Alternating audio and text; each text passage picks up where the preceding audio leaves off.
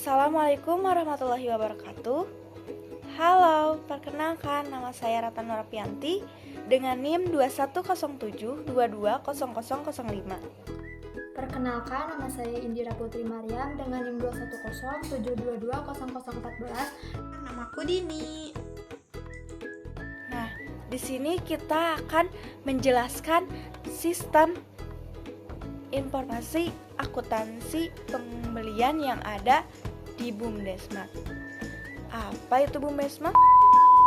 BUMDesmat adalah singkatan dari Badan Usaha Milik Desa yang dikelola oleh desa atau pemerintah. Sebuah unit usaha, rental, atau minimarket yang dimiliki dan dikelola oleh desa melalui Badan Usaha Milik Desa. Nah, BUMDesmat hadir sebagai upaya untuk meningkatkan perekonomian desa, menyediakan kebutuhan pokok masyarakat dengan harga yang terjangkau, dan memberdayakan warga untuk menciptakan lapangan kerja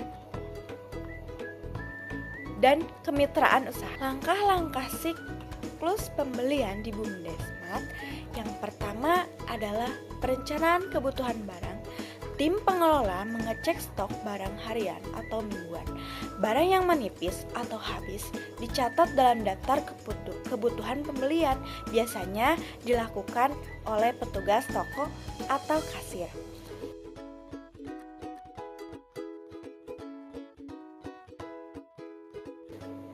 Yang kedua, pembuatan formulir permintaan pembelian.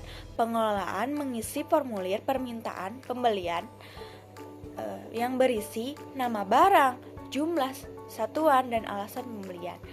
Nah, permintaan pembelian ini diserahkan kepada BUMDesmat atau bendahara untuk mendapatkan persetujuan.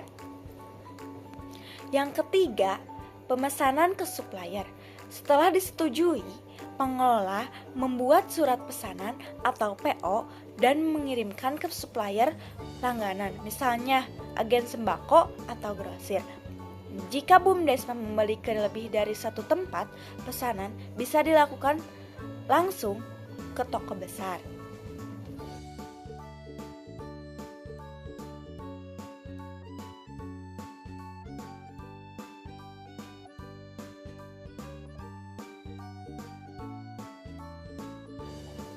Yang keempat yaitu penerimaan barang. Supplier mengantar barang ke BUMDesmat atau diambil oleh pengelola. Barang dicek sesuai PO, jumlah, dan kondisi fisik. Jika sesuai, dibuat bukti penerimaan barang atau ditandai dalam buku penerimaan. Yang kelima adalah pencatatan barang masuk. Barang langsung ditata di rak dan juga dicatat dalam kartu stok manual atau sistem komputerisasi jika sudah memakai aplikasi. Pencatatan mencakup nama barang, tanggal, jumlah, dan harga beli. Yang keenam, penerimaan faktur atau nota pembelian. Supplier memberikan nota pembelian atau faktur. Nota diplikasi oleh bendahara BUMDes untuk dicocokkan dengan PO dan barang yang diterima. Perangkat keras yang ada di BUMDesmat Sukadana. Yang pertama adalah komputer. Jadi komputer ini digunakan untuk mencatat transaksi penjualan, pembelian, pembayaran, dan penerimaan, juga untuk menjalankan software akuntansi lainnya. Yang kedua ada printer. Printer di sini digunakan untuk mencetak laporan keuangan, nota, dan dokumen penunjang lainnya. Sedangkan untuk scanner digunakan untuk mendigitalisasi buku transaksi, misalnya faktur atau kwitansi manual. Yang selanjutnya adalah barcode. Jadi barcode scanner ini digunakan untuk mempermudah input data barang dalam sistem saat penjualan dilakukan. Nah, untuk sumber daya manusia yang ada di BUMDesmat Sukadana ini, yang pertama adalah petugas kasir. Nah, petugas kasir di sini untuk mengoperasikan komputer atau POS, mencatat transaksi penjualan harian. Yang kedua adalah petugas keuangan. Nah, petugas keuangan ini untuk mengelola software akuntansi, mencatat transaksi, menyusun laporan keuangan bulanan atau tahunan. Yang ketiga ada manajer BUMDes. Nah, untuk manajer BUMDes ini untuk mengawasi proses akuntansi dan memastikan sistem berjalan efektif dan efisien. Yang selanjutnya adalah petugas gudang. Petugas gudang ini bertanggung jawab atas mengelola stok barang dan mencatat keluar masuknya barang. Yang terakhir, karena ini badan usaha milik desa, jadi kepala desa dan pengawas di sini bertugas untuk melakukan pengawasan dan evaluasi terhadap laporan keuangan hasilnya. Nah, itu adalah bentuk perangkat keras yang ada di BUMDesMart Sukadana. Selanjutnya adalah jenis pembelian yang ada di BUMDesMart Sukadana. Yang pertama adalah pembelian secara tunai dan yang kedua adalah pembelian secara kredit. Untuk mengetahui bagaimana proses pembelian secara tunai dan pembelian secara kredit, boleh disimak video selanjutnya ya.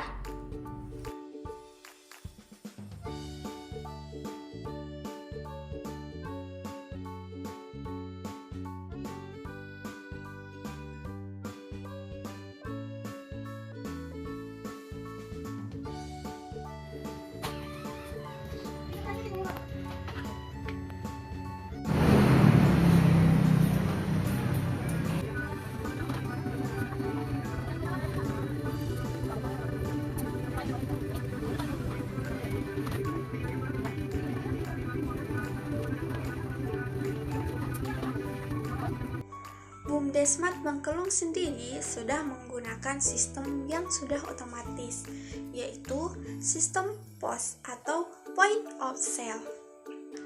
Meskipun sudah otomatis, sistem ini memiliki kelebihan dan kekurangan. Kelebihan yang pertama yaitu sudah otomatisasi proses dengan menggunakan sistem Point of Sale yang terintegrasi dengan data stok, pembelian, dan penjualan barang sehingga memudahkan pencatatan dan pelaporan pembelian secara real time. Yang kedua, pengendalian stok yang lebih baik karena sistem pembelian terhubung dengan manajemen persediaan sehingga menghindari kelebihan dan kekurangan stok. Yang ketiga, efisiensi waktu dan biaya. Karena proses pemesanan ke pemasok dapat dilaksanakan secara otomatis atau digital melalui EDI atau Electronic Data Interchange sehingga meminimalkan kesalahan manusia dalam pencatatan manual. Yang keempat, laporan dan analisis. Sistem ini menyediakan laporan pembelian dan tren pembelian barang secara periodik yang membantu pengambilan keputusan. Misal, barang apa aja sih yang marak dibeli oleh konsumen? Kelima, integrasi dengan akuntansi. Karena transaksi pembelian langsung terhubung dengan sistem akuntansi sehingga memudahkan penyusunan laporan keuangan. Kekurangannya yaitu yang pertama, ketergantungan pada teknologi. Jika sistem error, listrik mati, atau software yang rusak, maka operasional pembelian bisa terganggu. Yang kedua, biaya implementasi awal yang tinggi. Pengadaan sistem POS memerlukan investasi awal yang besar karena harus membeli komputer, alat untuk menyeket kode atau barcode, dan yang lainnya. Yang ketiga, membutuhkan sumber daya manusia yang terlatih.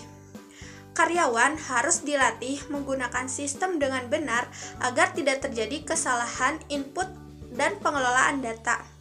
Di BUMDesMart Bangkelung sendiri, karyawan baru dilatih kurang lebih selama 1 bulan. Yang keempat, risiko kesalahan data otomatis. Jika data awal salah dimasukkan, misal harga, kode barang, pemasok, maka seluruh proses pembelian bisa terganggu atau tidak akurat. Yang kelima, ketergantungan pada pemasok. Jika ada keterlambatan pengiriman atau barang tidak tersedia, maka berdampak pada operasional BUMDesMart sendiri. Karena sistem ini sudah otomatis, maka pihak manajemen harus menyiapkan sistem cadangan manual. Karena jika listrik padam, komputer rusak, atau sistem rusak yang akan mengakibatkan sistem pembelian dan pencatatan terhenti secara total, maka harus menyediakan formulir pembelian dan penerimaan barang yang manual. Kemudian, siapkan SOP penggunaan form manual sementara dan pastikan segera input setelah sistem pulih. Manfaatnya yaitu untuk menghindari operasional terganggu, sehingga operasional akan berjalan lancar meskipun sistem terganggu. Yang kedua, untuk menghindari kehilangan data pembelian selama masa gangguan. Selain itu, tergantung pada pemasok tunggal itu tidak baik loh, sehingga diversifikasi pemasok dengan sistem daftar vendor alternatif juga sangat penting. Karena saat pemasok utama gagal mau ngirim barang, sehingga stok kosong dan penjualan terganggu, maka pihak manajemen harus menyiapkan minimal 2